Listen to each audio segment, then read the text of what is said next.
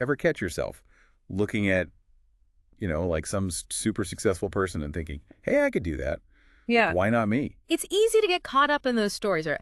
But today we're going to talk about why that kind of thinking can be a bit of a trap. Yeah, we're diving into this thing called survivorship bias. Yeah.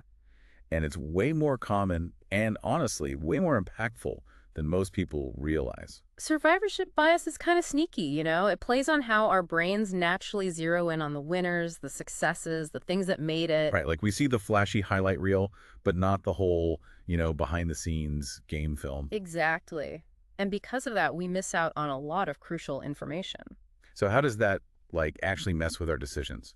Can you give me an example? Let's say you're, I don't know, thinking about starting a business. So you start reading all these inspiring stories about entrepreneurs who went from working in their garage to building these huge Yeah, companies. those rags to riches stories, Mm. super inspiring. They are inspiring, but they can also be kind of misleading because what you're not seeing are all the entrepreneurs who tried to do the same thing and, well, they just didn't make it. Ah, so it's like we're getting a skewed perspective. Yeah, their stories don't get told as often, so we end up with this distorted view of how likely success really is. That makes sense. Yeah. Is this just a business thing, or does survivorship bias show up in other parts of life too? Oh, it's everywhere. Ah. One of the most powerful examples actually comes from World War II. Okay, World War II, now we're talking. This should be good. So there was this brilliant mathematician, Abraham Wald, and he was given this task: analyze bullet holes in planes that return from combat missions. To figure out the weak spots, where to reinforce the armor. Right? Exactly. Sounds pretty straightforward, right?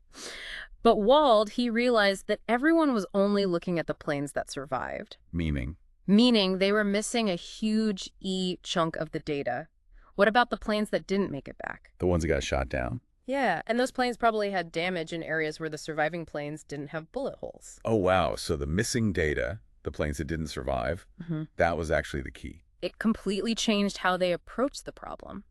By reinforcing the seemingly undamaged areas, they could actually increase the survival rate of the aircraft. That's incredible. It really shows how our intuition can lead us astray, especially when we're only focusing on the successes. It's a powerful reminder to always be asking, what am I not seeing? What's missing from this picture? So how do we, actually apply this to our lives? What can we do to avoid falling into the survivorship bias trap? One of the most practical things is to actively look for the missing information. Seek out those stories of people who didn't make it.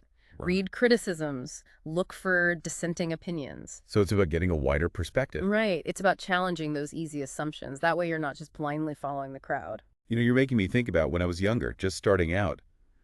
I was convinced I could make it as a musician, because I saw all these bands playing shows, getting signed to record deals. You saw the success, but not the struggle. Exactly. It was like I had blinders on. I didn't see all the musicians out there who were barely scraping by or who had to give up on their music altogether. It's so easy to get drawn in by that, you know?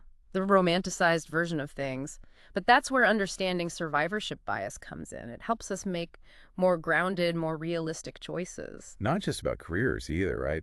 I'm thinking about investments, relationships, even just setting goals for ourselves. It applies across the board because in all of these areas, there's this tendency to focus on the winners and ignore all the people who didn't achieve the same outcome.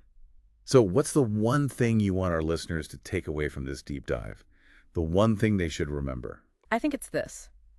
Next time you're about to make a decision, especially one that's based on seeing other people succeed, pause for a moment. Ask yourself, am I missing something here? What's the full picture?